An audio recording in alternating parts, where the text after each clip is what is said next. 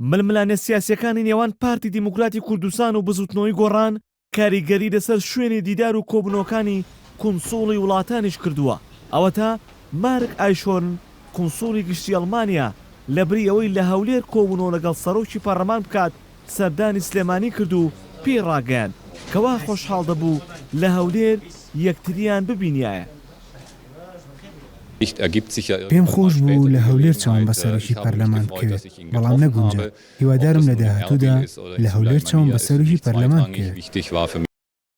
لە کۆبوونەوەکەی نێوان کونسوڵی گشتی ئەڵمانیا و سەرۆکی پەرلەمانی کوردستان باز لە کێشە ناوخۆیەکانی هەرێم و بارودۆخە سیاسیەکە کرا و کونسوڵی گشتی ئەڵمانیا ڕایگەیاند دەبێت کێشەکان لە ناوخۆی هەرێمدا چارەسەر بکرێن. ئەمە یەکەمین سەردانی فەرمی منە بۆ سلێمانی، لەگەڵ لایەنەکانی تریشدا کۆبوومەتەوە. هەرچی ئێمە ئەوەیە لەگەڵ هەموو لایەنەکان لە هەرێمدا کۆبینەوە، بەڵام کێشەکانی هەرێم دەبێت لە ناوخۆدا چارەسەر بکرێن.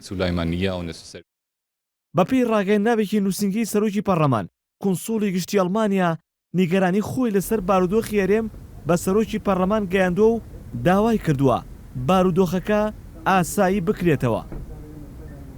خۆی پێڕاگەیاند و ئەو حاڵەتەی کە لە کوردستانە دروست بووە بە تایبەتی کەمیا زۆر لە کارکەوتنی پەرلەمانی کوردستان و هیوا خواستن و کارکردن بۆ ئەوەی کە دۆخەکە باشتر ببێ، بەرەو باشتر بڕوە.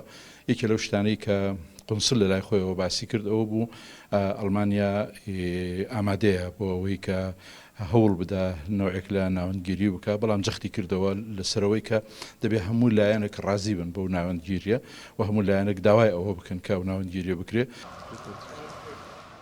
کۆنسۆڵی گشتی ئەڵمانیا لە دوای کۆبوونەوەی لەگەڵ سەرۆکی پەرلەمانی کوردستان سەردانی مەکتەبی سیاسی یەکێتی کرد و لەگەڵ بەرپرسانی ئەو حەزبەدا کۆبەوە و لە کۆبوونەوەکەشدا عومەر فەتاح ئەندامی دەستەی کارگێڕی مەکتەبی سیاسی یەکێتی بە کونسوڵی ئەڵمانیا ڕاگەیاند حەزبەکەی لە هەوڵەکانی بەردەوام دەبێت بۆ ئاساییکردنەوەی دۆخەکە و گەڕانەوەی لایەنەکان بۆ سەر مێسی گفتوگۆ.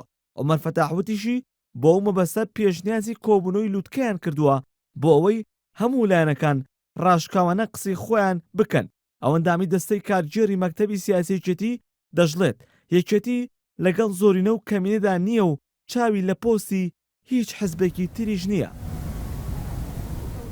لایەنە سیاسیەکانی هەرێم کێشەیەکی وەهایان دروست کردووە خۆشیان پێیان چارەسەر نەکراوە.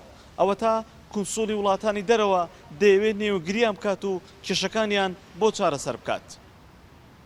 هێمن مەحموود یەنارتی، سلێمانی.